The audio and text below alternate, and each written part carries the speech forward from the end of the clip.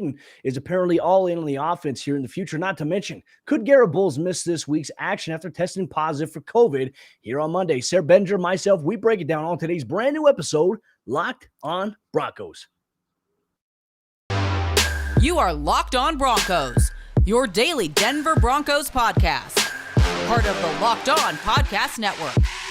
Your team every day.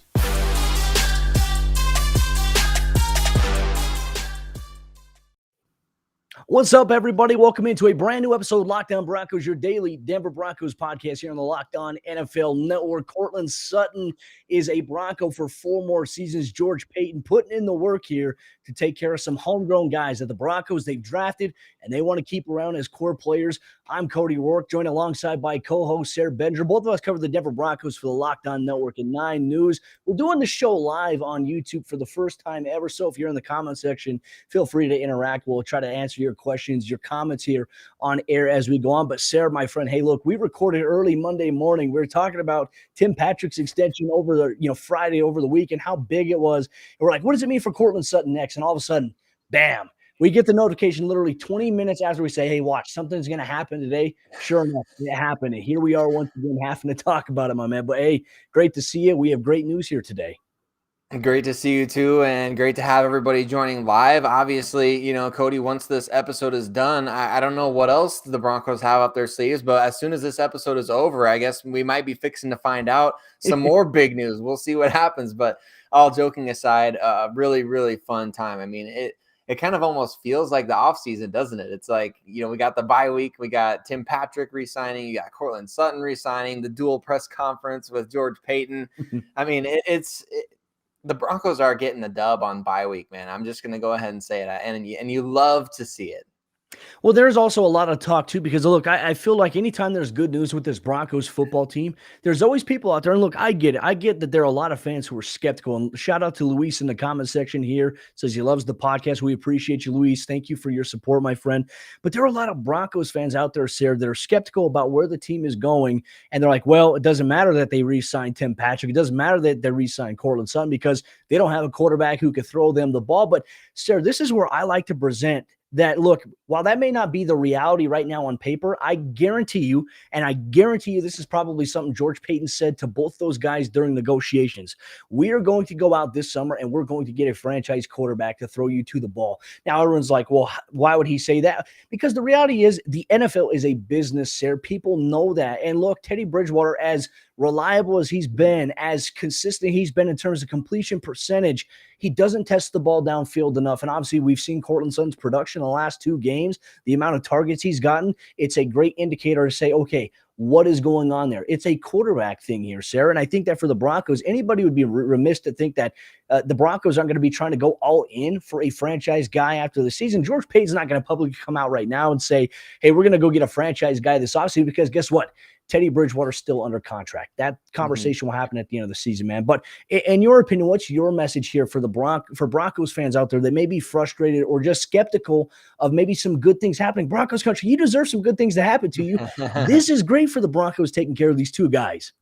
I think it's awesome. And Broncos country should be very, very excited about this. Look, Cody, for me and many others, it's really tough sledding to find jerseys that you can buy these days, right? I mean, what player jersey are you supposed to buy? Now you got a number of guys that you can buy their jersey. Justin Simmons, Shelby Harris, Tim Patrick, Courtland Sutton. It is something to be enjoyed by the fans. Look, it's not our money, so who really cares? And the Broncos seem to have more money than a lot of people think. I think that's the funny thing about this. It's like so many people have complained for months to me, Cody, if not years at this point, about the Broncos not having an owner, and we're not going to be able to see them make big moves until they get an owner. And man, what we're seeing from George Paton seems to be the opposite of that. And I think it's absolutely a great day for Broncos country. This was not the MO of John Elway when he was the general manager, right? We talked about that this morning on our other episode about Tim Patrick re-signing. This wasn't the way John Elway operated. And of course, last year we saw the Garett Bolles re-signing in season, and we've seen a couple of others through the years, but those were really few and far between, weren't they? I mean, and it just felt like George Paton was going to do business a little bit differently because of the way that he's talked about Courtland Sutton from day one. Our good friend Cameron Parker posted some videos just to remind us of that on his Twitter page of George Paton and the things that he said when he was looking at the film of this team early on in his tenure as general manager, the things that he said about Courtland Sutton being a core guy for this team. And I know we'll get into that as the show goes on, but how crucial it is for the Broncos to have an actual core to build around. I mean, I've talked for a number of months now about how the Broncos aren't rebuilding. They've been rebuilding. The core is in place. And like you said, easier said than done, but man, a quarterback is what this team really needs. And I think that's coming soon. Yeah, it is. It may not happen right now during this actual season, but it is coming in the next year. George Paton has said, hey, we're going to go out and we're going to do this. We're going to be on every deal. I mean, everything that George Paton has said he's going to do as general manager, Sayre, so far, he has done just that. He has delivered. It's not just lip service. He's delivering on these things. And so a 4-year, $60.8 million contract extension, 34.9 of that guaranteed for Courtland Sutton. The impact of this is big, not to mention it's a culture builder. And look, I think that George Paton, he continues to make these moves that he even mentioned today with Tim Patrick and with Courtland Sutton. He says, when you do this, when you take care of guys who play well, who perform well, it installs a culture inside your organization. He said guys like Javonte Williams, Patrick Surtain, he wants those guys to watch right now and see what these two guys have done, that they have produced, and they've produced regardless of who the quarterback has been, and they've been rewarded with a contract extension. As you mentioned too, this was not how John Elway did business, and I think that's exactly why there was a lot of animosity from agents towards organizations. Like, for example, let's go back to Brock Osweiler here. Brock Osweiler's agent said, do not pick up any phone call you get from John Elway. It's because John Elway plays hardball in negotiations. And I think John Elway is a very smart businessman, but the way George Paton does things, it's different. And it's all about what can you do to help me now? What can you do to help me in the future? So that's kind of where I'm at. And I want to give a shout out to a few people here in the comment section. Mr. Boggin says, are we going to patent 4 horsemen now for these wide receivers? That might be a great one, Tim, especially with Jerry Jeudy, Tim Patrick, Courtland Sutton, and KJ Hamler. I'm with it. I like it. Mark Gibson says, good vibes, best number 14 since Stokely. And then Duke says, best podcast for Broncos. A little concerned about this season, but Paton keeps marching forward. So a lot of love there. And then we have Dave in the comments in Broncos Avenue. Obviously, does a great job on Instagram for that. And then Sydney says, celebrate Sutton Patrick signing with Teddy throwing touchdowns to Bolt this weekend. Look, what better way to kind of seal it, right? While the ink is still fresh there, might as well deliver a touchdown strike to these guys against none other than, guess who? Chris Harris Jr., the Los Angeles Chargers. Take advantage of that. But Broncos Country, this is fantastic news. And look, these are things that I think you as fans should celebrate, because these are players who have done the work, who mean so much to the organization. And I think that fans love these players, don't want them to go. Well, here's the deal. You have a general manager right now that has shown that he's not going to let the best guys go. So that should give you some optimism heading forward as we navigate throughout the season. But ladies and gentlemen, Sayre and I, we're going to talk about some other things coming up here in just a moment. We're going to talk about some of the storylines from Monday's Broncos practice report. Could Garett Bolles miss potentially this game after testing positive due to COVID? We got a little bit more information on that, not to mention the injury report, some of the storylines we have to talk about this week leading up to another matchup against the Los Angeles Chargers, ladies and gentlemen. But before we do that, I just want to remind you, check out the Locked On Nuggets podcast hosted by Adam Matas and Matt Moore. It does a fantastic job of hosting all the pick and roll action you need for the Denver Nuggets. And while they're going through a little bit of a struggling period right now with Bones out, not to mention MPJ out for the foreseeable future, who knows how long that could be, you need to stay up to date with the Locked On Nuggets podcast hosted by Adam Matas and Matt Moore. Check it out today wherever you get your podcast.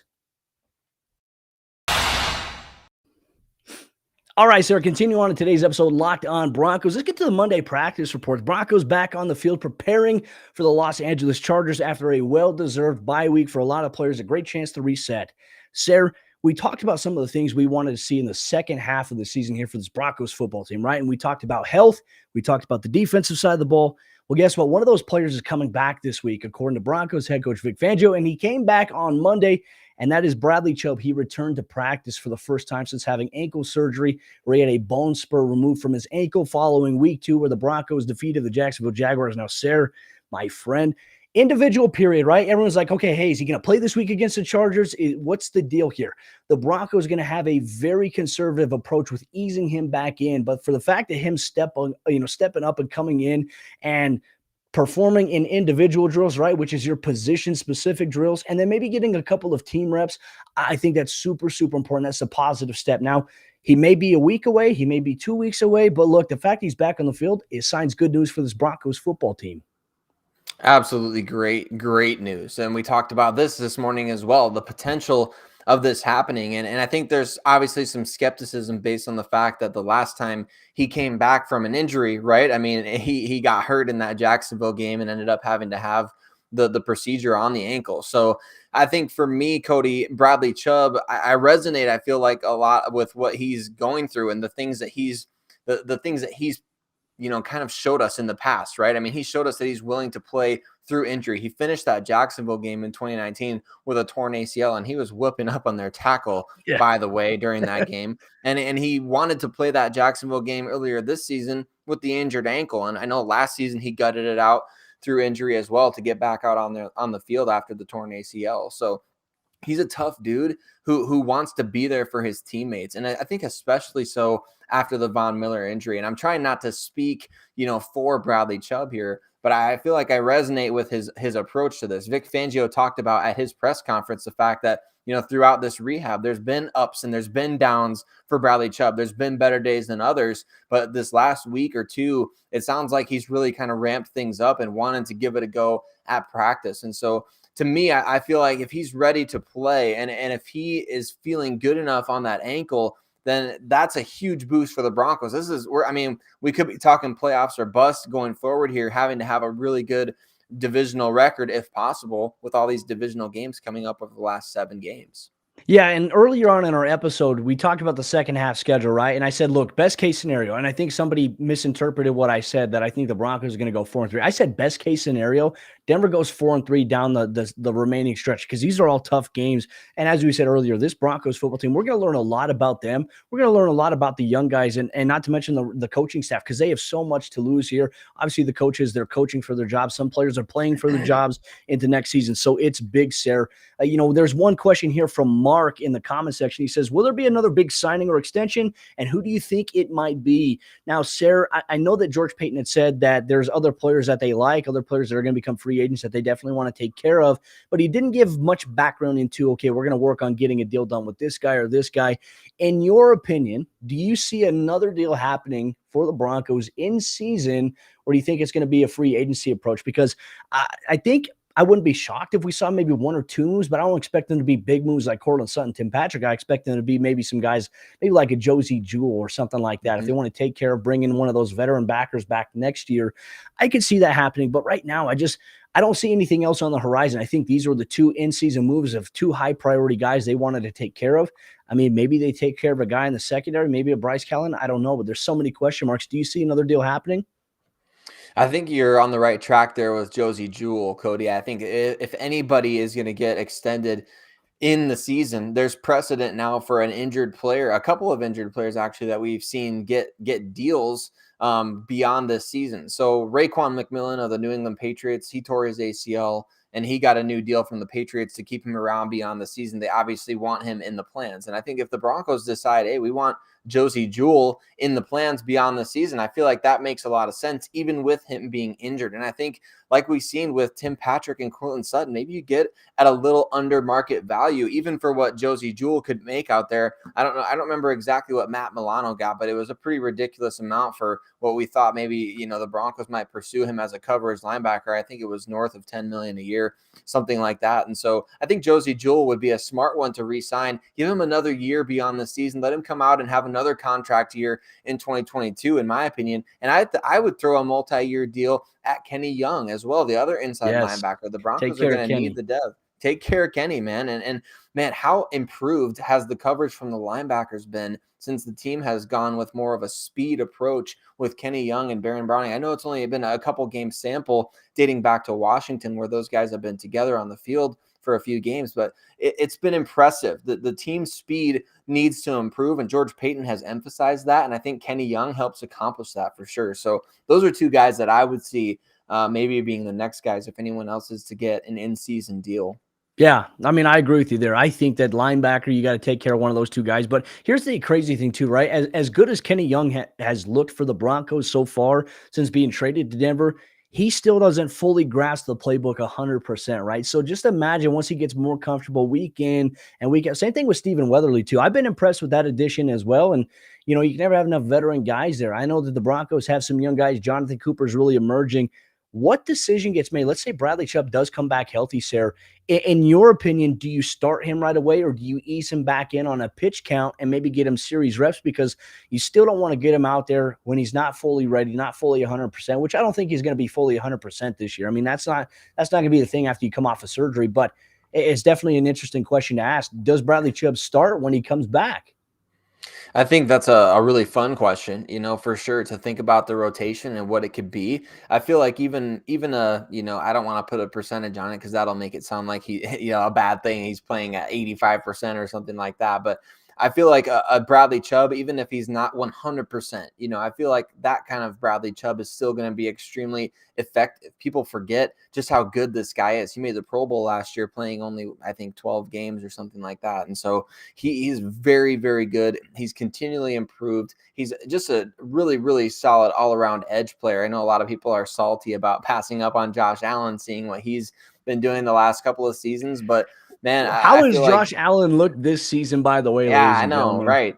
He's come falling down back to earth, hasn't he, a little bit? And I think we all, kind of saw that coming a little bit at least. So, but yeah, I would love to see him kind of in a tandem. I think Malik Reed, obviously, you've still got him. You got Stephen Weatherly providing that explosiveness and energy, and then Jonathan Cooper, like you said. So I kind of like those two mixes of players. You get Malik Reed and Jonathan Cooper and Bradley Chubb and Stephen Weatherly, kind of mix them around. They all have kind of a diverse skill set and varying levels of like explosiveness off the edge as pass rushers, but all four of them they're really good edge players all in general, playing the run, staying in their lane, doing their job and holding that edge down. So I would love to see Chubb come back, even if it is on a limited basis. I think that would be a huge boost to an already, a defense that's already proven, hey, we can dominate teams like Dallas on the road, even without our two starting linebackers, even without Bryce Callahan. They've been able to do that, even without Von Miller, without Bradley Chubb. So putting Chubb back in the mix is just one more piece to that puzzle. I would be very excited to see that. Yeah, absolutely with you. And there's another puzzle I'm really excited this week here specifically, Sayre, and that's our sponsor of today's episode, Locked On Broncos, our good friends over there at betonline.ag, and it's Thanksgiving. We all know what that means, Sayre. Football, family, friends, food, and there's nothing better than that ultimate combination right there. And Betonline has you covered for all the holiday season for more props, odds, and lines than ever before. Betonline.ag, they remain the number one spot for all things sports this Thanksgiving. We have a full slate of NFL games, 3 games on Thanksgiving Day to get you through. I know I'm going to relax, kick back, and I'm glad I don't have to record any shows on Thanksgiving. I can just watch football, Sayre. And you can head right now to the new updated website at betonline.ag on the website or your mobile device. And when you use promo code LOCKEDON, you're going to get a 50% welcome bonus on your first deposit today. Once again, promo code LOCKEDON allows you to get that bonus. And it's not just football. Betonline has pro and college hoops, NHL, boxing, UFC, and your MMA action, and even your favorite Vegas casino games. So don't wait to take advantage of all the amazing offers for the 2021 season. BetOnline is the fastest and the easiest way to bet on all your sports action. BetOnline, we're stuffed with deals for this Thanksgiving. As we jump into the fourth quarter action of today's episode, Locked On Broncos, just a reminder, Broncos Country, thank you so much for making this show, this podcast, your first listen of the day every single day. Sayre and myself, we love interacting with you in the comment section on YouTube. If you're watching us live, thank you so much for taking time in the evening to watch us. If you're on your morning commute to work here the next day, here on this beautiful Tuesday, all across Broncos Country, we appreciate you for that as well. Thank you for making Locked On Broncos your first listen of the day every single day, especially here on Thanksgiving week. But Sayre, we have a lot of things to talk about here, right? Because we talk about the big news of Courtland Sutton, Tim Patrick, Bradley Chubb returning. There's another guy set to return, and that's Michael Ojemudia this week. And I'm stoked about that because it couldn't come at a better time where the Broncos need some more depth. They need some more help in that back end of that secondary because they are just one injury away from being back into dire straits, right? And I feel like right now with Patrick Surtain, with Ronald Darby on the outside, and look, I think Kyle Fuller playing in the nickel, I thought he's played well outside of the times where the Broncos against the Eagles went coverage 0, and then they also forced Kyle Fuller to play outside alignment in the slot. That's bad. That's ground for getting beat right away. So he's still learning that position. I know Bryce Callahan returned to practice last week briefly on the side field, so that's a positive sign as he deals with an LCL injury, but getting some reinforcements back, man. It gives you more options on the defensive side of the ball. And for Michael Ojemudia, he's fresh. Love to see that. Definitely. And shout out to our Iowa guys on the team. And we talked about Josie Jewell in this episode. We got Michael Ojemudia. I'm sure Noah Fant is going to ball out after the bye week. He was one of the guys that we picked on a previous episode to ball out after the bye week, or players that we're looking for, so I love to see Ojemudia come back. And I remember during training camp, Cody, we were talking about the fact that they were kind of rotating him in with the original role that was intended for Patrick Surtain II. I don't know if Caden Stearns has, effectively filled that role, or what the case may be, but I do feel like that's an option for Ojemudia going forward. I don't remember seeing him do a lot of nickel at Iowa. I feel like he played mostly on the outside, but hey, any way that you can get on the field and any way that you can make yourself available, I would love to see him play. Essang Bassey as well. We'd love to get to see him play, some more snaps down the stretch of the season too. So the depth is being refortified, I feel like, coming out of the bye week, especially in that secondary. It's really, really, really nice to see. I love it too, because like you mentioned, Essang Bassey played in that role well. Vic Fangio has options, right? And I think it's all about how you utilize it. And I understand too, when you have a lineup and you have chemistry, you have a rotation going, it doesn't bode well when you mess the rotation up. But if you feel like you can add a guy into that mix there without compromising the on-field performance. Now, let's keep in mind, this is Essang Bassey and potentially Michael Ojemudia's first action since their injuries. Back with Michael Ojemudia in the preseason game number 2 against the Seahawks, that injury, which we all thought to be season ending when watching it, luckily, it wasn't. I know it's taken as long as it has to get him here, but look, you can't rush guys back from certain ligament injuries. And then you have Bassey, who had that torn ACL late in the season. For him to be back and almost ready kind of now, it's almost approaching the same timetable for when it happened last year. So just about a year on time, he's on track. But first action, it's different. There's an adjustment period. And I don't know, somebody who's torn his ACL, that you think about everything, right? Practice is practice, but being actually back in a game, it is so different, Sayre, after you've done that. So I think that'll be a hurdle for him to maybe look at. And just for any guy coming back from injury, outside of that too, with the Broncos maybe without Garett Bolles this week, which could be interesting going against the Chargers. You talked about their pass rush there. Joey Bosa, obviously, is one of those key impact players. And I think Garett Bolles has always done well against him. Like last year, he and Melvin Ingram on the outside, but he tested positive for COVID on Monday. And Vic Fangio said in order for him to come back to the facility, the NFLPA protocols state that you must have 2 negative tests back to back. So if he tested positive today, he won't be ready tomorrow or the next day if he continues to test positive. So he'll get another test tomorrow. If it's positive, there's another timeline that just delays his return. So I wouldn't count on Bolles being ready this week. Now, Sayre, I got to ask you, Calvin Anderson, we've been impressed with him since he's been inserting into the lineup at left tackle. What does this mean for him this week? It would certainly be his biggest test yet, right? I think I feel like that's obvious. Joey Bosa really had a great game on Sunday Night Football. Just watching him go against the Pittsburgh Steelers, he kind of closed that game out for the Chargers in a way, really shut down Ben Roethlisberger in that offense. So I think that Joey Bosa is obviously a player that, he's been sunned before by the Broncos. Trevor Siemian, shout out to that 2017 game where Trevor Siemian juked him out of his shorts. But at the same time, he's grown into arguably, one of the best, top 5 for sure, edge players in the game. And I feel like that's a tough test for any offensive lineman. And Bobby Massey, his status is in the air as well. Yeah. So we don't know if the Broncos are going to have either of their starting tackles for this Chargers game. But of course, Calvin Anderson has done a good job. He's done enough to be able to get Teddy Bridgewater some clean pockets, to create, certainly in the running game, right? The Broncos have been running the ball quite well. So I feel like it's one of those things on paper that kind of has you worried. We've seen what guys like, Max Crosby and other pass rushers have done to the Broncos in recent years. So it does give you a little bit of reason to worry for sure. Without Garett Bolles, like you said, who played well against Bosa last season. Yeah, I'm going to be intrigued to see, obviously, if it's going to be Anderson and Fleming at tackle this week. I think that's something we're going to see more. Quinn Miners at guard with Dalton Risner and Lloyd Cushenberry. I'm excited to see that continue to formulate. And then Pat Shurmur is also back this week, which leads me to a great question here from Sydney in the chat. She says, with Shurmur back, can we expect a plan like we had against the Dallas Cowboys? I don't know. That's a great question, right? Because the Broncos, they did return back to the practice field on Monday. everything's going to be light right now. They'll ramp things up a little bit. They'll increase the intensity real quick as we go through the injury report. Players who did not practice. Bobby Massey returned but didn't practice at all, didn't do anything. Kareem Jackson missed practice with the shoulder injury that he sustained against the Eagles. He should be good to go this week. And then Baron Browning still did not participate with a back issue. He's been having back spasms, so I imagine they're going to hold him out today. Maybe tomorrow he'll return on a limited basis, something to monitor here. But Pat Shurmur being back, I think this is a great point, right?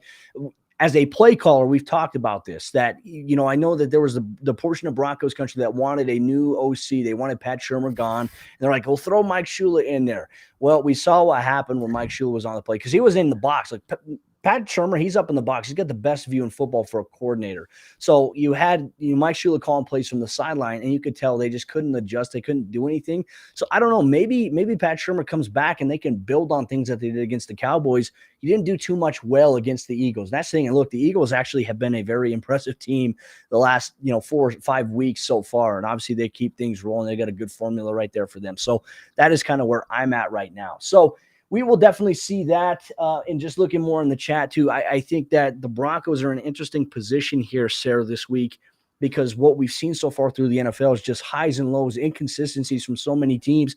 We're talking about the Buffalo Bills earlier in on yesterday's episode, Lockdown Broncos.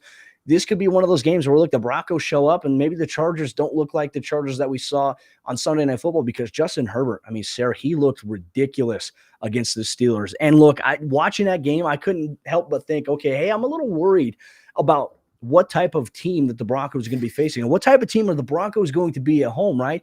But then again, we see these performances that are really good one week, and then I factor in the Pittsburgh Steelers. They were missing several key defenders. So maybe that had a little bit of an impact on it, but they roared back, and all circumstances continued. The Steelers almost came back and won that game, but the Chargers found a way, and Mike Williams, Keenan Allen are going to present a lot of challenges for this team, my friends. So I don't know how I feel right now. Obviously, it's Monday night, Tuesday morning. I'm still feeling a little anxious about this matchup.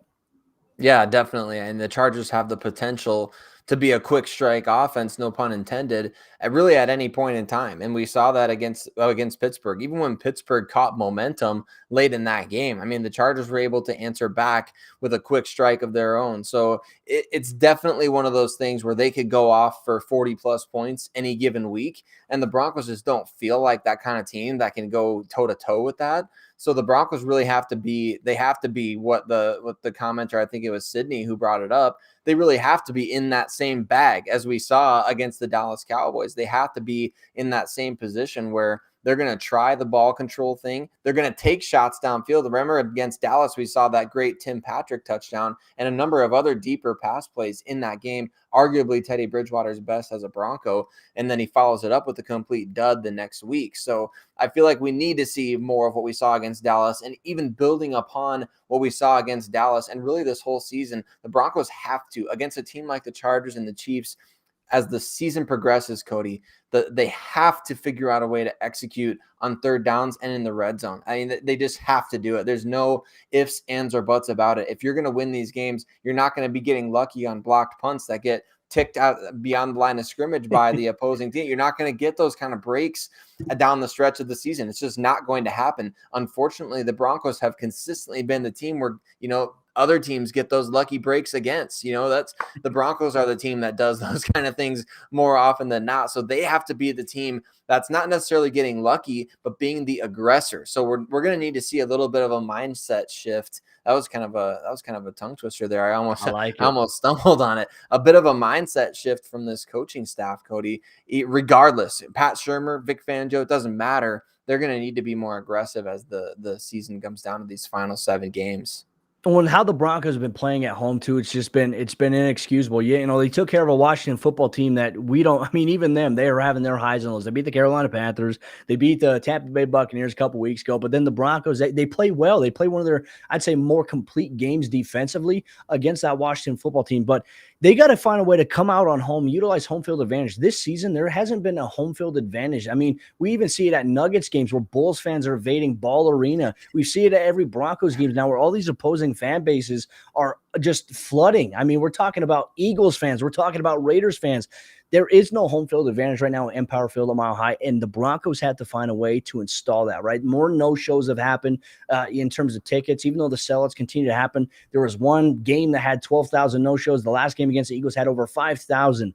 This is where I think the organization, the direction George Paton's going to take this team is going to help change that, help bring that back. But right now, Sayre, it's non-existent. The Broncos have to come out, and I like it. Be aggressive from the onset. If you get the ball first, you know what? First play I'm dialing a shot down deep to Courtland Sutton or Tim Patrick. I don't care. I'm going to find a way to do it. I'm not going to open up the game ultra conservative, foot on the throat, be aggressive. You have nothing to lose. In Broncos country, absolutely appreciate you taking time out of your evening, your morning, your day to listen to Sayre and I talk Broncos football. Lockdown Broncos is available everywhere you get your podcast, your favorite podcasting provider, every single day. You can listen to us on your morning commute. You can listen to us at home when you're making dinner or on your workout. We know a couple players and a couple people who listen to this while they work out in the gym. Not to mention you can watch us on YouTube. You want to watch us on your TV, your phone, or your computer. Make sure you hit that subscribe button, turn on notifications, like the video on YouTube so it pushes it out to the algorithm. But with that said, Broncos country, thank you so much for tuning in to today's episode of Lockdown Broncos. Sayre and myself, we're going to be back tomorrow with a brand new episode of the show. Not to mention we have a crossover edition with the Chargers guys this week of Lockdown Chargers to preview this matchup.